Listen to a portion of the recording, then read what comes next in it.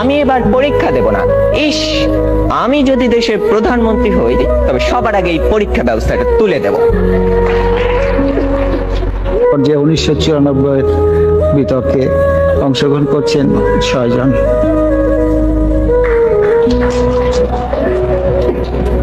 মাননীয় প্রধানমন্ত্রী, সম্মানিত সভাপতি ও উপস্থিত সুধীবৃন্দ, ইহার চেয়ে হতেম যদি অনেক কিছুই তো হতে ইচ্ছে করে, কিন্তু বাবার অত্যাচারে কি কোনো কিছু করার বা হওয়ার সত্যিই জো আছে? এই তো কদিন আগে বাসার সবাই মিলে নাটক দেখতে বসেছে, আমিও পরিবেশের গন্ধ শুকে আস্তে আস্তে এগোচ্ছি কোন রকমের দর্শকের সারিতে জায়গা দখল করার জন্য। অমনি বাবা গুরুগম্ভীর কণ্ঠে আদেশ জারি করলেন, 2 দিন পরে তোমার পরীক্ষা, এখন তোমার এসব নাটক ফাটক দেখা চলবে না। কি আর করা, দরজার চৌকাঠ থেকেই ফিরে যেতে হলো। যেতে যেতেই শুনতে পেলাম নাটকের ছেলেটি তার বাবাকে বলছে, আমি এবার পরীক্ষা দেব না। ইস, আমি যদি এমন করে বলতে পারতাম, এই নাটকের ছেলেটির মতো হতাম। কিন্তু এ তো শুধু নাটকেই সম্ভব। আবার স্কুলের কথাই ধরুন না কেন, সব সময় পরীক্ষা লেগেই আছে।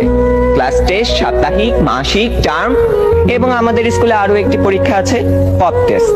অর্থাৎ বলা নেই কওয়া নেই, স্যার ম্যাডাম ক্লাসে এসে দুম করে বললেন, তোমাদের পরীক্ষা নেব। কি জ্বালা, এমনিতেই পরীক্ষার ভয় বাঁচি না, তাও আবার এই পপ টেস্টের ভয় রাত দিন কাঁটা হয়ে থাকতে হয়। জনান্তিকে বলে রাখি, আমি যদি দেশের প্রধানমন্ত্রী হই তবে সবার আগে এই পরীক্ষা ব্যবস্থাটা তুলে দেব। এরই মধ্যে একজন বন্ধু ইশারা করলো, এনেছি। বুঝতে পারলাম গতকাল তাকে হুমায়ুন আহমেদের বোতল ভূত বইটা আনতে বলেছিলাম। কোন রকমে পরীক্ষা শেষ করে উঠে গেলাম লাস্ট বেঞ্চে, দুজনে মিলে মজা করে পড়তে শুরু করে দিলাম। গল্পে আছে হুমায়ুন ভূত পোষে, তাও আবার বোতলে করে পকেটে রাখে, সে ভূতের খাবার চাঁদের আলো।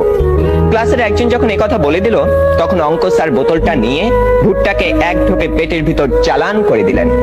অমনি স্যারের পেটের ভিতর গুড়গুড় শব্দ উঠতে শুরু করলো, আর তিনি হেঁচকি তুলতে লাগলেন। দম ফাটিয়ে হাসতে যাব, হঠাৎ কানে টান পড়তেই শটান দাঁড়িয়ে গেলাম। বইটা পড়তে পড়তে টেরই পাইনি কখন ইংরেজি ম্যাডাম চলে গেছেন আর এসেছেন জমদূত প্রায় আমাদের অঙ্ক স্যার। বইটা নিয়ে গেলেন হেড স্যারকে জমা দেবেন বলে। তার মানে আরো এক দফা শাস্তি। আপনারাই বলুন, এত শাসনের মধ্যে স্বাধীনভাবে কোনো কিছু করার উপায় নেই তো হওয়ার উপায় আছে? ধন্যবাদ সবাইকে।